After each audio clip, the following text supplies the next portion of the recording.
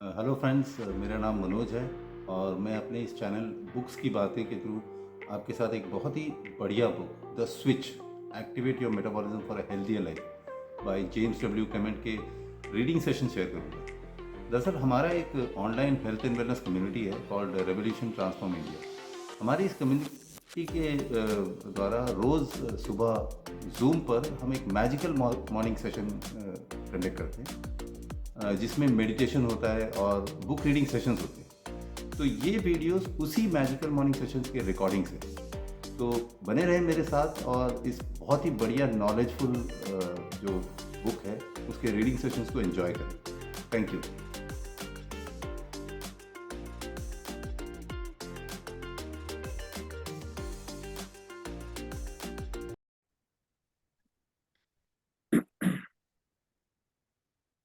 Good morning friends.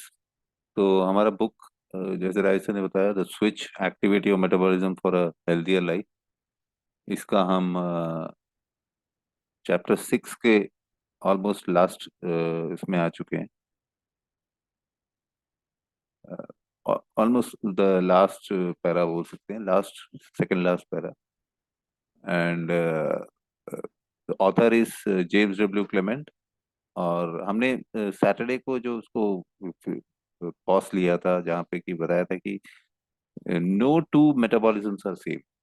Right, आप लोगों को याद होगा कि हमें ये समझना है कोई भी मेटाबॉलिज्म मतलब सेम नहीं हो सकता किसी का भी।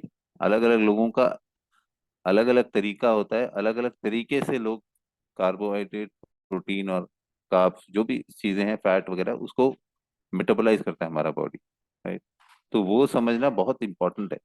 Right, that no two metabolism are exactly the same. आगे बढ़ते हैं। आगे ये उन्होंने बताया है, ये बहुत इंटरेस्टिंग है और समझना बहुत ज्यादा जरूरी है, being health professional. The problem with sugar, the title is the problem with sugar. कह रहे हैं कि 2011 में गैरी टॉप्स करके एक ऑथर थे, इनके बारे में पहले भी इन्होंने मेंशन किया था। उन्होंने एक किताब लिखी थी, good calories bad calories and why we get fat.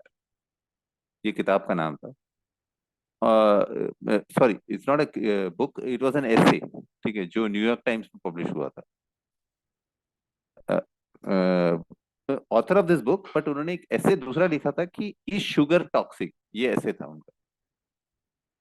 इसमें इन्होंने क्या बताया था कि इन्होंने पूरा हिस्ट्री ऑफ शुगर बताया था, sugar in our lives and food products, पूरी हिस्ट्री बताया था।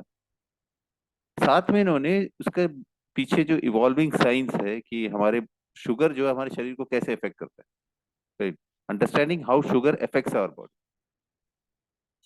इसके बाद इन्होंने 2016 में फिर एक लिखा था उन्होंने कि द केस अगेंस्ट शुगर, ऐसे करके इन्होंने 2016 में फिर से एक ऐसे या सम पेपर्स रोट। इसमें इन्होंने sugar, he accuse sugar of being the main cause of chronicle disease. उन्होंने क्या है, शुगर को पूरी तरह ब्लेम किया था, एक्यूज किया था कि जितने भी क्रॉनिक डिजीजेस हैं उन सबका जिम्मेदार शुगर ही है। एक और एक पीडियाट्रिक स्पेशलिस्ट है, पीडियाट्रिक डिसऑर्डर्स के एक डॉक्टर है, रॉबर्ट लस्टिक करके स्पेशलिस्ट है।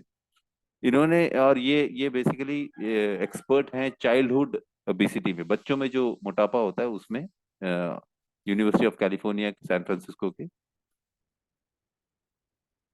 उन्होंने इस टॉपिक पे काफी एक्सटेंसिवली लिखा है, सेम शुगर के बारे में। तो जो गैरी टॉबिस है, इन्होंने भी जो इस डॉक्टर का बातों को अपनी बुक वगैरह में लिखा था। तो इन्होंने जो लस्टिक जो है, रॉबर्ट लस्टिक, उन्होंने क्या बताया था, ही रोट समथिंग, मतलब एक पेपर पब्लिश किया था उन्होंने, fat chance beating the odd against sugar, processed food, obesity and disease. मतलब अगर आप इसको वैसे समझे तो क्या है कि शुगर, प्रोसेस्ड फूड और ओबिसिटी को हराने का चांसेस बहुत कम है, बेसिकली फैट चांस करके बोलना। ठीक है, तो the body metabolizes various types of sugar differently. उनका कहना ये था, रॉबर्ट लस्टिक का, कि हमारे शरीर जो है शुगर को अलग अलग तरीके से मेटाबोलाइज करता है, उसको कंज्यूम करता है basically. Pure glucose, the simplest form of sugar, is not the same as white granulated table sugar. जो प्योर शुगर होता है वो नहीं है जो हम खाते हैं। जो टेबल में जो ग्रैनुलेटेड शुगर होता है ना, जो हम चाय चीनी में, चाय में, कॉफी में वगैरह डालते हैं, वो नहीं है, बोलते ये दोनों अलग है। It's not the same as white granulated sugar which is a combination of glucose and fructose. जो जो शुगर जो हम खाते हैं, जो ग्रैनुलेटेड दानेदार जो जो चीनी खाते हैं, वो basically it's a combination of glucose and fructose. ठीक है, it's not pure glucose. Fructose के बारे में वो आगे बताते हैं एक्चुअली। पर gram for gram the two types of sugar provide the same number of calories. मतलब प्योर ग्लूकोज और ये जो ग्रैनुलेटेड शुगर है, ये दोनों वजन में तो सेम टू सेम है और सेम मतलब कैलोरीज भी देते हैं। लेकिन हमारा शरीर इन दोनों को अलग अलग तरीके से कैसे मेटाबोलाइज करता है। होता क्या है बेसिकली कि ये तो हमें पहले भी बताया चुके हैं, इस बुक में भी हम भी जानते हैं कि glucose raises blood sugar and can be metabolised by all of your body cells. ठीक है, ग्लूकोज बेसिकली क्या करता है, हमारा ब्लड शुगर को बढ़ाता है और हमारा पूरा शरीर के सारे सेल्स उसको मेटाबोलाइज करते हैं, उसको यूज करते हैं बेसिकली। ठीक है, fructose on the other hand, fructose क्या है, is received a little differently by the body. Fructose थोड़ा सा अलग तरीके से हमारा शरीर एक्सेप्ट करता है, रिसीव करता है।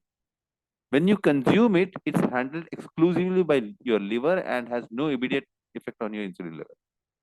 फ्रक्टोज जब हम खाते हैं तो वो हमारा लिवर बेसिकली उसको एक्सक्लूसिवली हमारा लिवर उसको हैंडल करता है। ठीक है, उसको मेटाबोलाइज करता है, उसको हैंडल करता है पहले तो। ठीक है, और वो तुरंत हमारे इंसुलिन लेवल में कोई कोई चेंजेस नहीं लेकर आता। Now, drinking liquid fructose, such as found in juice, is not the same as consuming a equivalent amount of whole fruit and honey. मतलब आप लिक्विड फ्रक्टोज यानी किसी फ्रूट का जूस बना लो और एक होल फ्रूट खाओ या हनी ले लो। ठीक है, ये दोनों अलग है बातें हैं बोल। ठीक है, मतलब इट्स नॉट द सेम। ठीक है, आपने फ्रूट खाया या जूस पिया, वो दोनों सेम नहीं है बोलते। तो बेसिकली क्या है कि fructose has the lowest glycaemic index of all natural sugars. जितने भी शुगर्स, नेचुरल शुगर्स हैं, शुगर्स का तो ग्लाइसेमिक इंडेक्स हाई होता ही है। ग्लूकोज सबसे ऊपर है, 100 बोलते हैं। ठीक है, उसमें से फ्रक्टोज का ग्लूकोज के लिस्ट में भी सबसे कम glycemic index, is lowest glycaemic index. Although it may not trigger an immediate spike in your blood sugar, हो सकता है मतलब उसे तुरंत आपके ब्लड शुगर में कोई इंक्रीज तो नहीं लेकर आएगा, लेकिन fructose can be have more long term effects if it's overly consume. लेकिन फ्रक्टोज का क्या है कि लॉन्ग टर्म इफेक्ट्स बुरा हो सकता है। लंबे टाइम अगर हम फ्रक्टोज कंज्यूम करेंगे तो उसका इफेक्ट बुरा हो सकता है, specially from unnatural sources. Now here the catch कि specially unnatural sources. Unnatural sources क्या है? द मोस्ट नोटोरियस आज की तारीख में है, जो यूनाइटेड स्टेट्स में बहुत ज्यादा चल रहा है, यूएस में, इनफैक्ट अब तो इंडिया में भी आ चुका है, that is high fructose corn syrup. Which you मतलब ये हमने शायद सुना होगा कई जगह पे ना, high fructose corn syrup. It's use is limited in Europe. Europe में इसका यूज थोड़ा कम है। यूरोप में इसमें थोड़ा सा अलग नाम दिया है, बट ऑलमोस्ट सेम टाइप का एक चीज है। It's called glucose fructose syrup. एक है हाई फ्रक्टोज कॉर्न सिरप, और यूरोप में या यूके वगैरह में ग्लूकोज फ्रक्टोज सिरप करके बोलते हैं। और इसको यूज करते हैं इन प्रोसेस्ड फूड्स जैसे बिस्किट्स, आइसक्रीम वगैरह में, यूके में। अब ये जो साइंस है कि ये तो बहुत पहले से है कि consuming fructose is associated with impaired glucose tolerance, insulin resistance, high blood level, fat levels, hypertension, ये सब तो है। मतलब ये पहले से ही तय है कि फ्रक्टोज बहुत ज्यादा खाने से आपको ग्लूकोज इंटॉलरेंस हो सकता है, इंसुलिन रेजिस्टेंस होता है, फैट लेवल्स बढ़ जाते हैं, हाइपरटेंशन, कुछ भी हो सकता है। Fructose in excess is uniquely offensive to our metabolism in the sense that it does not trigger the production of insulin and leptin. Fructose in excess, ज्यादा फ्रक्टोज लेने से ये क्या है, स्पेशली हमारे मेटाबॉलिज्म वो uniquely offensive to our metabolism, हमारे metabolism को ऐसा चोट पहुंचाता है कि ये it does not trigger the production of insulin and leptin. ये इंसुलिन और लेप्टिन लेप्टिन लेप्टिन एक हार्मोन है ना, हंगर हार्मोन बोलते हैं हम लोग, पहले भी इसके बारे में जान चुके हैं। तो इन दोनों को ट्रिगर नहीं करता बोलते हैं, ठीक है। टू हार्मोन्स दैट आर की टू रेगुलेटिंग आवर मेटाबॉलिज्म, जो जो हमारे दो हार्मोन ऐसे हैं जो हमारे पूरा मेटाबॉलिज्म को पूरा रेगुलेट करता है बेसिकली, ठीक है। या फीलिंग ऑफ फुलनेस या हंगर वो लेकर आता है, ये इंसुलिन और लेप्टिन का बीच का काम है, ये दोनों मिलके करते हैं। Leptin is basically the hunger hormone बोलते हैं, ठीक है। तो विच हेल्प्स एक्सप्लेन क्या होता है कि why a diet high in fructose can lead to obesity and its metabolic consequence. इसीलिए बोलते हैं कि फ्रक्टोज जो है वो ओबेसिटी का कारण और बाकी जो मेटाबॉलिक प्रॉब्लम्स कॉन्सिक्वेंसेस होते हैं उसका कारण यही है, ठीक है, क्योंकि वो इंसुलिन को और लेप्टिन को काम नहीं करने देता, ठीक है। अभी जो हमारे जो पैलेलिथिक एंसेस्टर्स थे, जो हमारे पुराने एंसेस्टर्स थे, पूर्वज थे, वो लोग फ्रूट खाते थे, ठीक है। लेकिन ऐसा नहीं था कि हर दिन खाते थे, या even every month of the year, शायद महीनों शायद उनको फ्रूट नहीं मिलता होगा साल में। And the fruit they came across when the season was right was not nearly as sweet as the kind we cultivate and buy today. और वो जो फ्रूट है वो शायद इतना मीठा नहीं रहा होगा, इतना फ्रक्टोज से भरा नहीं रहा होगा compare to what we are eating today. आज जो हम खा रहे हैं आज तो मतलब वो अलग ही फ्रूट है, ठीक है, क्योंकि वो बिकने के लिए बनता है, तो उसमें अगर मीठा कम है तो वो मीठा बढ़ाने के लिए भी शायद कुछ करते हैं। Our bodies are behind the times. We haven't yet evolved to be able to handle large volumes of fructose we down today. बोला हमारे शरीर शायद ना समय से पीछे चल रहा है, क्योंकि हम हमारे शरीर शायद अभी इतना ज्यादा डेवलप नहीं हुआ है कि हम इतना ज्यादा फ्रक्टोज को हैंडल कर पाए, राइट।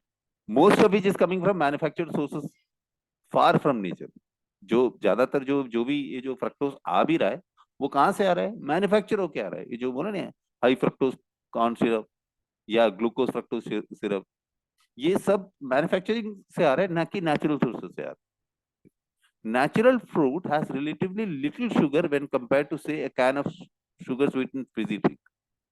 नेचुरल फ्रूट में और एक एक चीनी मिला हुआ अगर एक एक एक सॉफ्ट ड्रिंक आप खरीदते हैं, ठीक है, कोई भी सॉफ्ट ड्रिंक या anything any juice for that matter आप खरीदते हैं, इन दोनों में क्या कि जो नेचुरल फ्रूट है उसमें कम शुगर होता है कंपेयर टू जो बॉटल्ड वाला जो मार्केट में मिलता है, जिसमें कि बहुत ज्यादा अमाउंट का होता है।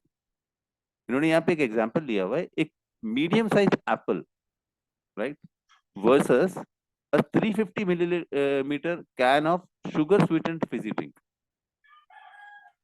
एक एक मीडियम साइज एप्पल का कंपेयर किया है एक 350 ml का एक कैन का, मतलब एक जूस का, ठीक है।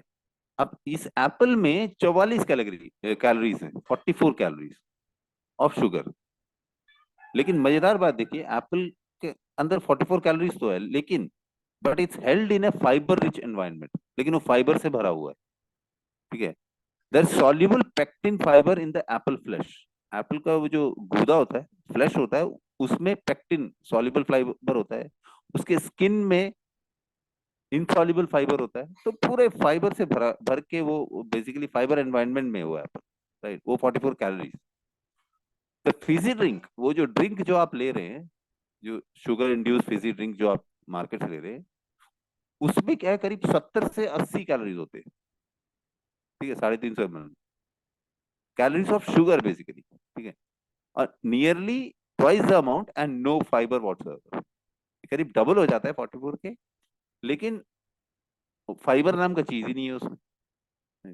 Now what happens when you create Apple juice from a batch of apples, ठीक है। चलो ये तो समझ में आ गया कि भाई मार्केट से नहीं करेंगे, लेकिन अब क्या होता है कि मान लो आप एक एप्पल जूस बना रहे घर पे ही, बोला चलो यार घर पे एप्पल जूस बनाते हैं, राइट। तो आप और उसको कॉन्सेंट्रेट करके 350 मिलीलीटर का बेवरेज बना रहे हैं, you get a drink that is just about the same in terms of calories as the fizzy drink.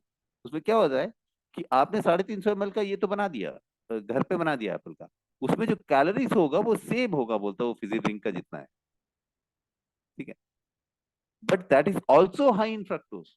लेकिन मेरा वो सेम कैलोरीज भी मिल रहा है, उसमें हो सकता है पता नहीं क्या शुगर डाला हो जो मार्केट से ले रहे हैं। आपने घर में जो बनाया 350 ml, तो उसमें क्या है कि फ्रक्टोज का अमाउंट भी बहुत ज्यादा हो जाता है, ठीक है। सिंपल लॉजिक यहाँ पे बताया नहीं, मैं वैसे ही सोच रहा था, ठीक है, आप सोचिए देखिए, आप खाएंगे तो ज्यादा ज्यादा एक एप्पल खाएंगे, राइट, या दो एप्पल खा लेंगे, बहुत ज्यादा है कि दो एप्पल खा लेंगे। जूस बनाने के लिए दो एप्पल से कितना जूस बनेगा? कुछ नहीं बनेगा, इतनी सी बनेगा, राइट। तो आपने एक ग्लास जूस बनाना है, तो आप कितने एप्पल लोगे? 6 एप्पल, सिंपल लॉजिक है, राइट। तो 6 एप्पल वाला का जितना फ्रक्टोज है वो सब अंदर गया, ठीक है, आपने जूस बना लिया, right? तो बोले कि you get a drink that is just about the same in terms of calories as the fizzy drink, but also high in fructose. And when that fructose reaches your liver, most of it is converted into fat and stored in our fat cells. और ये जो fructose हमारे liver में पहुंचता है तो ज्यादा से ज्यादा वो स्टोर हो जाता है हमारे लिवर में और फैट सेल्स में, ठीक है। इसीलिए बोलते हैं कि जो एनएचएस है, नेशनल हेल्थ समथिंग, इनका एक ऑर्गेनाइजेशन है, वो बताता है कि you are suppose to take only 150 ml of ml glass of unsweetened fruit juice a day. 150 ml से ज्यादा अनस्वीटेंड फ्रूट जूस नहीं लेना चाहिए वो में, क्योंकि इससे ज्यादा लेगा तो आपका वो फ्रक्टोज जो है लिवर में वो कांड कर देगा। तो बोल रहे कि for decades biochemist have called fructose the most fattening carbohydrate.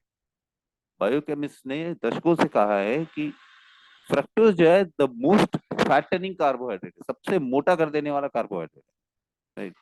Think about when our bodies have to do this conversion at every meal. आप सोच के देखिए, ये जो कन्वर्शन है, आप फ्रूट जूस मान लो हर हर मील में अगर खाओगे तो हमारे शरीर को कितना काम करना पड़ता हो, राइट।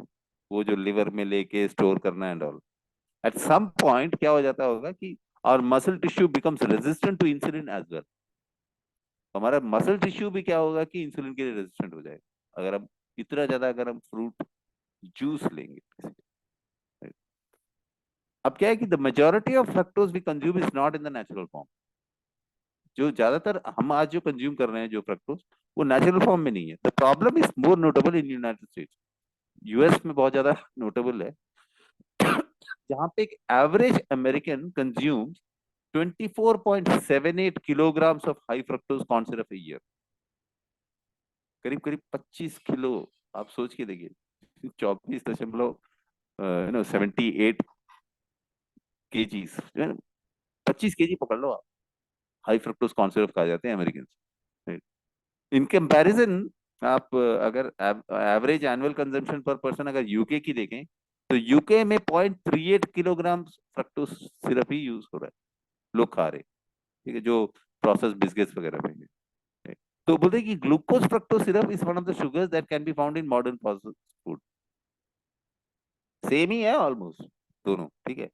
ग्लूकोज फ्रक्टोज सिरप जो है ये आजकल पूरे जो प्रोसेस फूड में है, it is not limited to junk foods and sweets. ऐसा नहीं है कि आप सोचेंगे कि भाई जंक फूड में और स्वीट्स में ही होगा, ऐसा नहीं है, ठीक है। It can even lurk in unsuspecting places. बहुत ही अनसस्पेक्टिंग जगह से भी ये भाई साहब निकल के आ सकते हैं, जो ग्लूकोज फ्रक्टोज या हाई कॉर्न सिरप। कहाँ पे? जैसे कि कॉन्डिमेंट्स में, any any condiment for that matter, जो आप कुछ भी मसाले वगैरह में भी वो लोग ये चीज डाल देते हैं, बोलते सैलड ड्रेसिंग्स।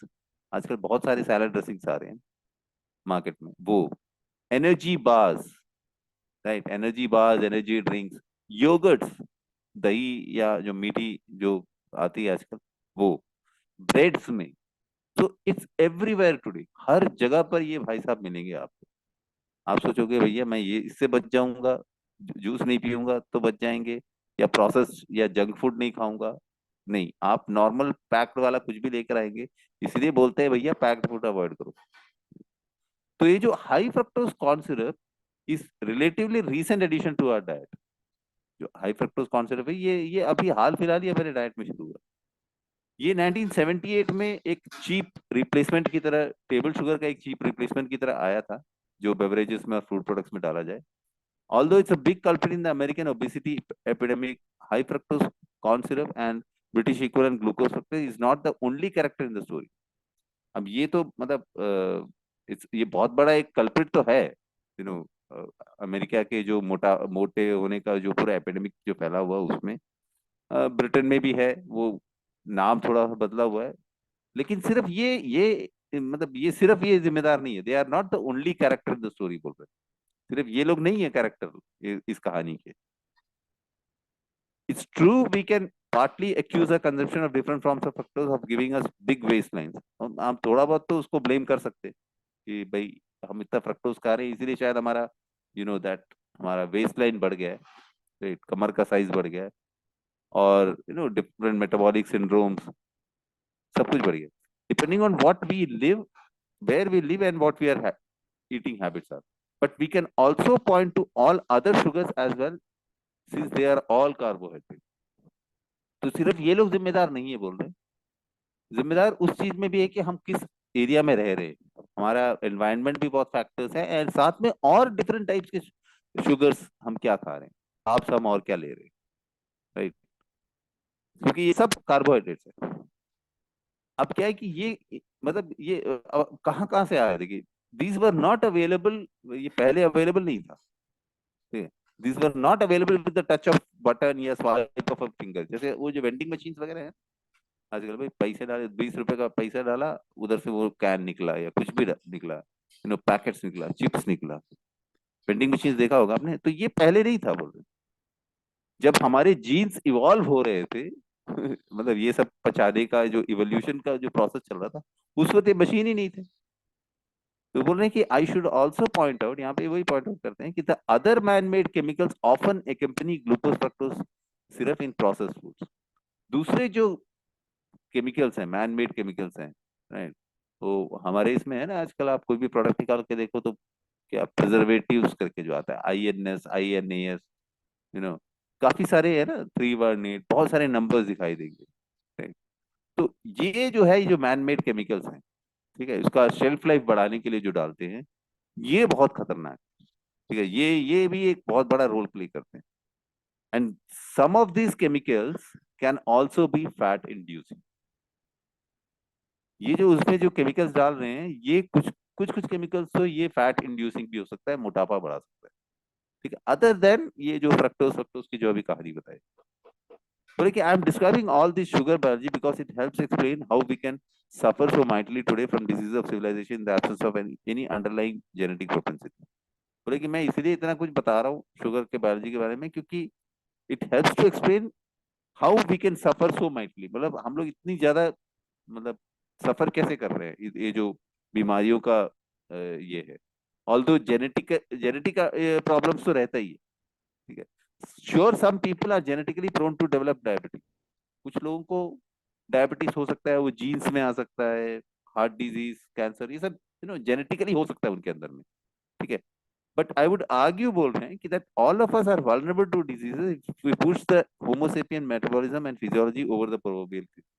बोले लेकिन मैं आप लोगों के साथ आर्ग्यू कर सकता हूँ कि हम सबको ये बीमारियां हो सकती है अगर हम हमारे जो फिजियोलॉजी है, होमोसेपियंस का फिजियोलॉजी और मेटाबॉलिज्म को अगर हम किसी खाई में ले जाकर डाल देंगे ना, तो ये हम सबको ये चीज हो सकती है. And for all of you out there who has inherited, और वो लोग जिनको जिनको मतलब बोले नहीं कि लॉटरी में या इनहेरिशन में उनको अगर they got some bad genes for a certain device. ठीक है, let me say that you can avoid it. बोल रहे बोले कि अगर आपको खुदा ना खास्ता मिला भी हो, कोई डायबिटीज का जीन्स मिला हो या कैंसर वाला जीन्स आपको मिला भी हो, तो ये कह रहे हैं कि लाइफस्टाइल से और ईटिंग हैबिट्स वगैरह से हम इसको मतलब आपको ऐसा भी कर सकते हैं कि आपको शायद नहीं भी हो वो डायबिटीज. ठीक है, इसका उन्होंने वही बताया कि इट कट्स बोथ वेज. ठीक है, we all know people who live with a higher risk of developing an ailment that runs in the family, or perhaps they are even diagnosed with a gene variant related to disease, but they never go to develop the malady. तो हमने सबने देखा होगा, किसी न किसी को आप जानते भी होंगे कि उनकी फैमिली में सबको है डायबिटीज, या उनके उसको डायबिटीज का रिस्क बहुत ज्यादा है, वो खाना पीना सब. ठीक है, लेकिन शायद उसको कभी होता ही नहीं है डायबिटीज. ऐसा हमने देखा है ना, डायबिटीज या कैंसर वगैरह, ठीक है, जीन्स में है उसके, लेकिन फिर भी नहीं होता, ठीक है। तो बोले कि whole area of study today looks into the interaction between lifestyle factors and genetic expression in health. तो ये एक बहुत बड़ा एक आज की तारीख में एक स्टडी चल रहा है, यू नो, कि लाइफस्टाइल फैक्टर्स और जेनेटिक एक्सप्रेशन जो है, हमें जीन्स में जो मिला वो ये क्या मतलब, क्या जीन्स को हरा कर लाइफस्टाइल उसको जीत सकता है या द अदर वे अराउंड। तो ये बहुत बड़ी स्टडी चल रही है बोले, और इस स्टडी को बोला जाता है इट्स कॉल्ड एपिजेनेटिक्स, ठीक है। और साइंटिस्ट हैं स्टीव हार्वर्थ हैं यूसीएलए के, ये लोग ऐसा एक कुछ डिवाइस कर रहे हैं, they are developing ways to measure the body's epigenic clock. वो बॉडी का जो एपिजेनिक क्लॉक, वो लोग एपिजेनेटिक क्लॉक कुछ है, तो वो जो कि ना हमारा एक्चुअल जो बायोलॉजिकल एज, ठीक है, which would indicate the bodies biological age. तो ये चीज पता करने की वो मतलब स्टडी वगैरह चल रहा है बोले, नहीं। तो इस पैरा को वो कंक्लूड करते हैं, कहते हैं कि lung cancer would probably be much rare disease if there were no tobacco industry. Lung cancer शायद ना के बराबर होता अगर टोबैको इंडस्ट्री नहीं होती, तंबाकू इंडस्ट्री नहीं होता, ठीक है। सिमिलरली वैसे ही मोटापा would likely be uncommon if there were no processed food industry that sold out the refined carbs। शायद मोटापा नहीं होता अगर ये जो प्रोसेस्ड फूड इंडस्ट्री है ना ये नहीं होता, right? Other conditions such as diabetes, heart disease, dementia and many cancers would probably be rare as well। सिर्फ मोटापा ही नहीं, बाकी जो कंडीशंस है जैसे डायबिटीज है, हार्ट डिजीज है, डिमेंशिया है और बहुत सारे कैंसर्स, ये सब भी शायद नहीं होते अगर ये प्रोसेस फूड इंडस्ट्री नहीं होती, ठीक है। तो I think it's a time to use our ancestors as models and adopt a paleo like healthy eating pattern. तो ये कह रहे हैं कि शायद ये समय है ऐसा कि हमको थोड़ा सा सोचना चाहिए, समझना चाहिए, और हमारे जो पूर्वजों का जो डाइट था वो जिस तरह खाते थे, एक paleo like healthy eating pattern हमको लाना पड़ेगा, पेलियो टाइप ईटिंग हैबिट लाना पड़ेगा, but with a twist, right. उन्होंने लास्ट में ये बताया।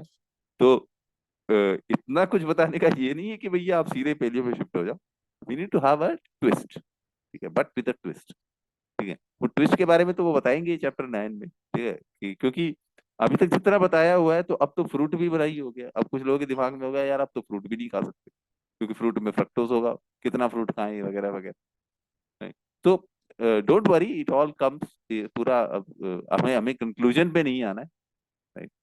तो लास्ट इस चैप्टर को ये फिनिश कर रहे हैं, लास्ट पैरा इसमें, that is eating according to your ancestral genome, ठीक है, बहुत छोटा सा पैरा है। बोले कि given the evolutionary history I described in this chapter, you can see how dysfunctional we are in our eating habits today। जितना ये जो चैप्टर लंबा चौड़ा, इसमें हमारी पूरी एवोल्यूशनरी हिस्ट्री बताई, सब कुछ है, इसमें ये पता चला है कि how dysfunctional we are in our eating habits. हम बहुत ही डिसफंक्शनल, कोई कोई सिस्टम नहीं है हमारे खाने पीने, and we are not undergoing the vagaries of nomadic life. और हम जो नोमैडिक जो लाइफ है, जो खाना बदोश जीवन था हमारे पूर्वजों का, वैसा हमको ऐसा कुछ कर भी नहीं रहे, ठीक है। खाने के लिए हंटिंग गैदरिंग वो सब कुछ नहीं कर रहे हैं। या ऐसा भी नहीं है कि आज की तारीख में हर आए दिन मतलब कोई बाढ़ आ जाए या सूखा पड़ जाए, खाना ही ना हो, ठीक है। If we want to eat according to our genome expects us to eat, but at the same time leverage the power of autophagy, we can't be eating high levels of carbohydrates। अगर हम वो खाए, ठीक है, if you want to eat according to our genome expects us to eat, हमारा genetics हमारा jeans जैसा expect करता है खाना, अगर हम उस हिसाब से खाएंगे, और साथ में हम चाहेंगे कि भैया ऑटोफेजी का पावर को भी हम अगर उसको भी लेवरेज करें, तो बोले कि हम इतना ज्यादा कार्बोहाइड्रेट नहीं खा सकते, we can't be eating high levels of carbohydrate, specially वही है कि refined flours and sugars, right, and animal protein daily. और एनिमल प्रोटीन भी नहीं खा सकते डेली, ठीक है, अगर ऑटोफेजी को चालू करना है, क्योंकि सही भी खाना है, जीन्स को सही खाना भी मिले और ऑटोफेजी भी चालू करना है तब, ठीक है। Even though our ancestors' diets were rooted in protein and fat, they were not consuming these macronutrients at every meal and snack as we do today. Although हमारे जो पूर्वज हैं उनका जो डाइट में प्रोटीन और फैट था, ठीक है, कार्ब शायद नहीं था, ठीक है, लेकिन ऐसा भी नहीं था कि वो लोग हर मील में यही खाते थे, प्रोटीन और फैट, प्रोटीन फैट, ठीक है, ऐसा भी नहीं था, ठीक है। Far from it we have to no longer eat like industrialist, बोले कि कहने का मतलब ये कि हमें इंडस्ट्रियलिस्ट की तरह भी नहीं खाना है, ठीक है भाई, दबा के मतलब 4-6 बार ऐसे करके भी नहीं खाना है, ठीक है। Though paleo diets are excellent in cutting out some of the worst offending defined carbohydrate. Paleo diet के बारे में पता नहीं कि वो तो चलो ये तो है कि बहुत अच्छा है कि हम रिफाइंड कार्बोहाइड्रेट से बच सकते हैं अगर पेलियो डाइट में जाएंगे, specially refined flours and sugars. They still allow copious amounts of fruit year round, लेकिन क्या है कि वो फिर भी क्या है कि साल भर में फ्रूट्स और हनी, ठीक है, end of course lots of animal protein, क्योंकि पेलियो डाइट में वही है ना कि आप फ्रूट्स भी है, हनी भी है, और एनिमल प्रोटीन भी बहुत सारा है, ठीक है। These diets often encourage a much higher consumption of protein, और ये जो पेलियो डाइट में क्या हो जाता है कि प्रोटीन कंजम्पशन बहुत ज्यादा हो जाता है, राइट। अगर आप लोगों ने देखा होगा अभी तक जितना पेलियो डाइट का बोला, प्रोटीन कंजम्पशन है उसमें, ठीक है। और ये क्या होगा, आपका एमटोर को in order to keep sorry, these diets often encourage a much higher consumption of protein than would be desirable।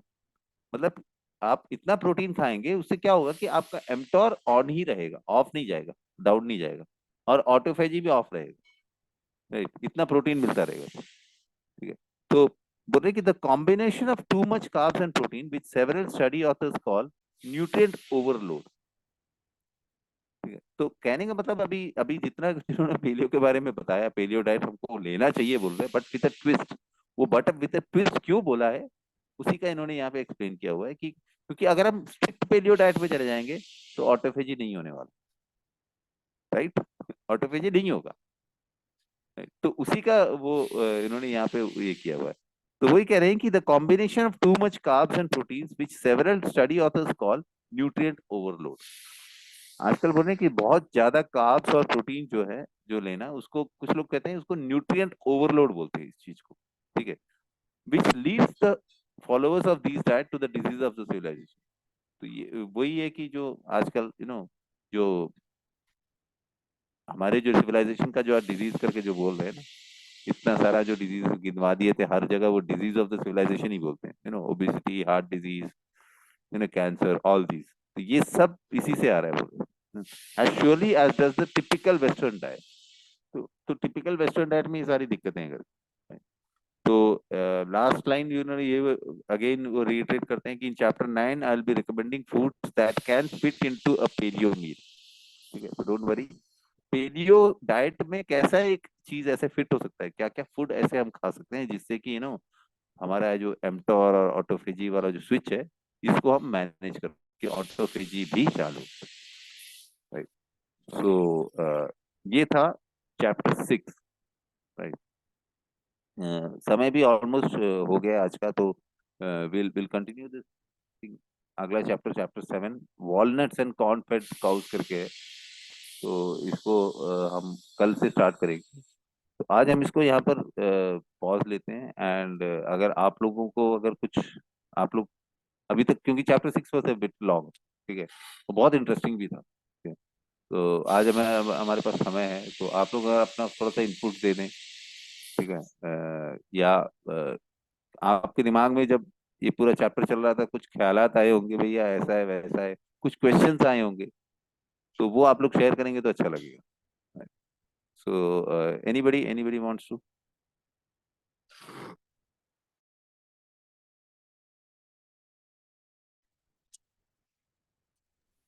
सबको अनम्यूट कर दिया, तो एनीवन वांट्स टू शेयर? अभी आपने बताया ये एप्पल के बारे में हाँ, कि होल एप्पल अगर हम लेते हैं तो फाइबर का कंटेंट बहुत ज्यादा होता है। जैसे उसको ग्राइंडिंग कर देते हैं यानी जूस बना देते हैं, तो फाइबर का कंटेंट तो उसके अंदर रहता है कि वो बिल्कुल ही गैप हो जाता कहाँ रह गया सर? आप उसके गूदे में सॉल्युबल फाइबर है, वो गया, आपका गूदा तो निकल गया, आपने इसको जूस निकाल दिया। और उसके स्किन में इनसॉल्युबल फाइबर, वो भी गया, स्किन भी, छिलका भी निकल गया, तो फाइबर कहाँ रहेगी? फाइबर गया ना सर, अच्छा, फाइबर चला गया। तो फिर जूस जो निकला वो क्या निकला? वो तो फिर जूस ही, फ्रक्टोस ही है, और कुछ नहीं है। अच्छा, फ्रक्टोस, प्योर फ्रक्टोस, है ना। मतलब आपको फ्रक्टोस मिल गया, बट उसके जो एडिशनल, देखिए ये बहुत इंपॉर्टेंट, अगर आप न्यूट्रिएंट 360 में भी बताया था, शुगर के साथ यानी कार्बोहाइड्रेट के साथ में फाइबर ना बहुत बड़ा रोल प्ले करता है। कार्बोहाइड्रेट के साथ में शुगर का मतलब, शुगर भी तो कार्बोहाइड्रेट ही है, उसके साथ में फाइबर जब जाता है ना साथ में, तो वो उसका आपका इंसुलिन लेवल को बढ़ने नहीं देता।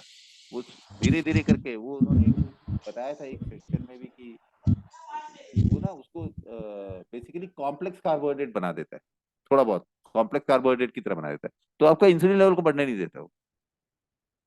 ठीक है, तो आपको सिर्फ फ्रक्टोज, अगर प्योर फ्रक्टोज मिल गया, वो तो गया लीवर में, और वो फिर तो फैट जमा करने लग गया। ठीक है, तो फाइबर उसके साथ में है, तो फाइबर तो अच्छा है ना। ठीक है, वो आपका एक ऑर्गेनिक झाड़ू है, वो आपके पेट के अंदर जाएगा तो वो क्लीन भी करेगा, लेकिन आप जूस बनाएंगे तो उसमें तो भैया कुछ भी नहीं है फिर।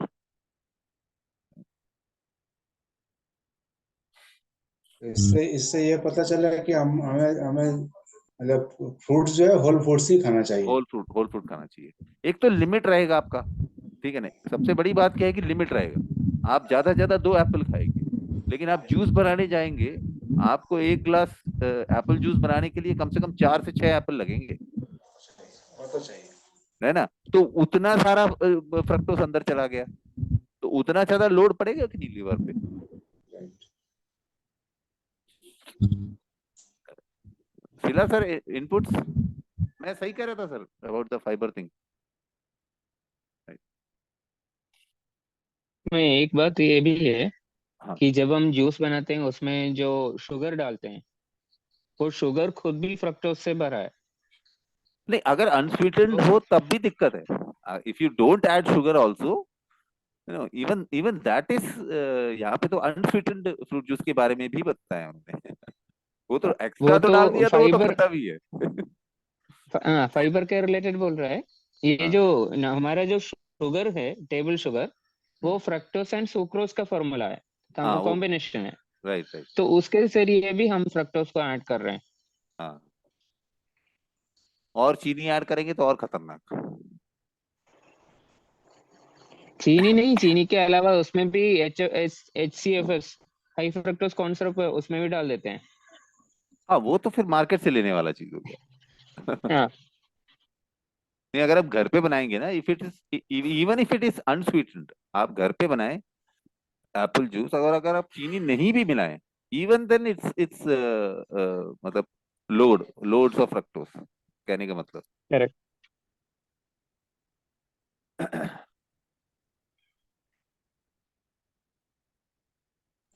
Thank you sir, thank you जानकारी को। अच्छा, मतलब चीनी ऐड ना करे तब भी डेंजरस है। यस। ग्लाइसेमिक ग्लाइसेमिक लोड उसका ज्यादा पड़ेगा, क्योंकि हम लोग उसको हाँ, एप्पल का नंबर्स बढ़ेगा। Right.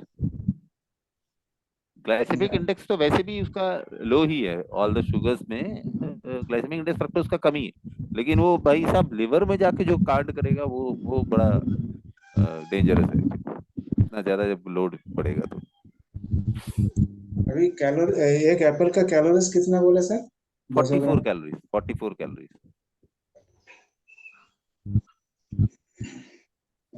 Thank you, thank you sir. यानी चीनी का गोला ही हम लोग पीते हैं, मतलब ज्यादातर लोगों का घर जान कर लेता है कि चीनी का गोला ही है। मना कर दो, अब तो जूस भी मना कर दो। है। तो मना कर ही दिया, बहुत सारी जगह में लेना ही बंद कर दिया, तो उनका चेहरा में थोड़ा रौनक कम हो जाता है, जूस दिया भाई पिया नहीं। मनोज सर, हाँ दादा। एक सवाल है। जो जब दुकान में जाके जब फ्रूट सलाद और दास को हमको ये चीज पसंद ज्यादा है, जो फलूदा हाँ वो फलूदा में तो एक्चुअली वो जो सारा सामान देता वो तो फ्रीज का रहता हुआ, उसमें खाने से कितना कुछ हो सकता प्रॉब्लम। बहुत प्रॉब्लम है सर फलूदा में। देखिए फ्रूट तो डाल दिया आपने, आप वैसे ही सोचिए उसमें फ्रूट है, फ्रूट के पीसेस हैं, ठीक है, चलो अच्छा है, एक आध काजू दिख जाएगा, चलो अच्छा है, ठीक है, ऊपर से वो क्या वो आइसक्रीम डाल दिया, दुनिया का वो फ्रक्टोज सुक्रोज क्या है, सारा सारा वो ओस है उसमें, ठीक है, आइसक्रीम में, ठीक है, ऊपर से वो कुछ और भी, वो फलूदा में एक और चीज डालते हैं, वो सेमिया टाइप से डालते हैं, वो बनने हाँ के लिए सेमिया पता, टाइप का हाँ वो बनने क्या के है लिए, मालूम नहीं। वो सेमिया ही है, अब वो जो सेमिया बनने के लिए उसमें कितने प्रिजर्वेटिव वगैरह डाले होंगे, तो फलूदा तो भाई साहब उधर उसको तो, फलूदा ऐसे थोड़ी है, वो तो राजा है इन सब का, है उसको तो पता नहीं वो ताज पहना के रखना चाहिए कि भैया ये बैठा है, ये देखो ये है महान, ऐसे करके तो फलूदा। जब भी वो जूस का दुकान में जाता ज्यादातर वही। हाँ नहीं कोई बात नहीं, कितने दिन जाते हो आप महीने में? नहीं वो पहले अच्छा ही खाने को मिलता था, आजकल नहीं उतना नहीं जाने का नहीं होता। नहीं फिर भी अभी भी जाते हो तो इच्छा तो करती होगी, महीने में एक बार जाते हो ना, एक दो बार? हाँ एक बार आध बार, हाँ उससे चले ज्यादा नहीं। कोई बात नहीं, वो मैनेज हो जाएगा सर, बाकी आप बाकी डाइट वगैरह बढ़िया से मेंटेन रखिए, एक आध तो चल जाएगा, है ना, हम उसको पीस पास के निकाल देंगे, राइट सर? हाँ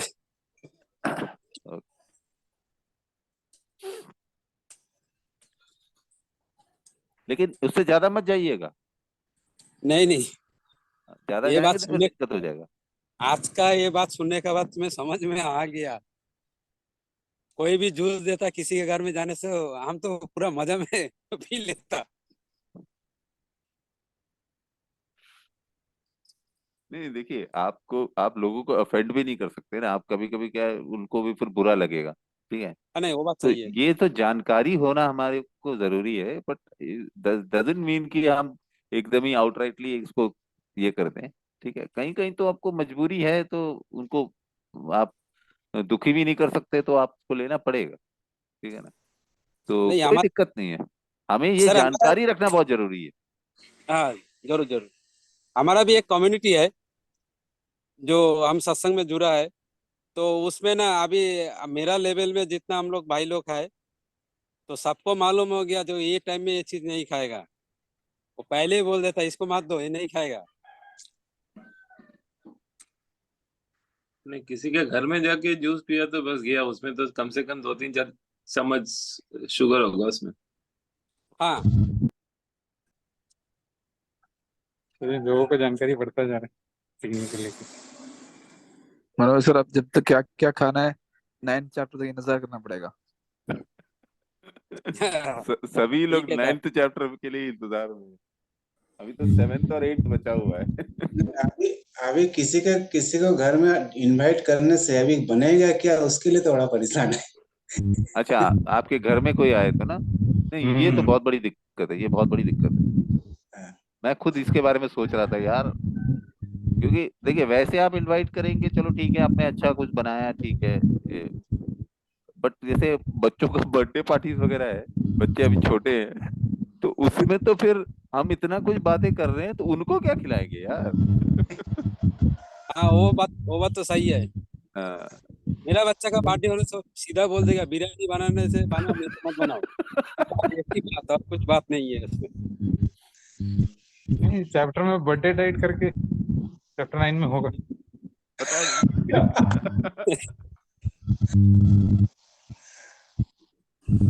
या फिर उस दिन हम सब कुछ अलग रख के मतलब ना, लेकिन फिर वो बहुत बिल्कुल मन मानेगा नहीं, मतलब ना कुछ ऐसा खिलाने के लिए भी लोगों को। मनोज सर को तो मना ही नहीं केक देखने से या लड्डू देखने से। क्या क्या दादा?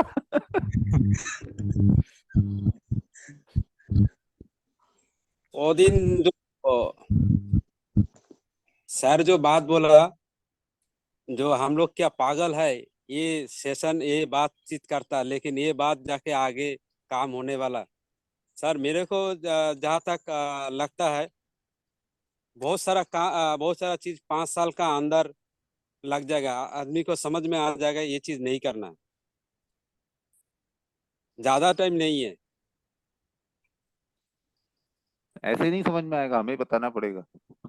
वही है, धीरे धीरे जाएगा, एक साथ में तो होने वाला नहीं है, थोड़ा थोड़ा मशा करके जाएगा। मशाल लेके हम ही को निकलना पड़ेगा। शिलाल सर वो दिन वो बात बोला, वो बात एकदम सही है, लेकिन आज सोचता कई जगह में जाने से वो कुछ बोलता अरे ये तो ये नहीं खाएगा, इसको मत दो, तो उन लोगों को भी समझ में आ जाएगा कुछ साल बाद में।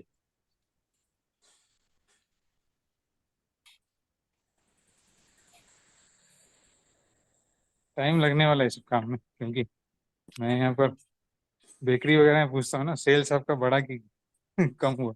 उनका सेल्स तो कम हो नहीं रहा, मतलब लोगों को कोई खास जानकारी या तो भी अवॉइड कर रहे हैं, पता नहीं। उनके सेल्स में तो कोई फर्क नहीं पड़ा है। अभी भी प्रोसेस्ड फूड, रेडीमेड फूड सब जबरदस्त बिक्री हो रहा है, टर्नओवर भी काफी अच्छा है और बढ़ रहा है बल्कि।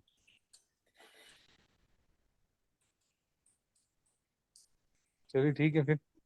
हाँ, अच्छा खासा डिस्कशन भी हो गया, तो हम यहाँ पर एंड करें, कल मिलते हैं फिर। Okay sir. Okay everyone, good day, bye bye.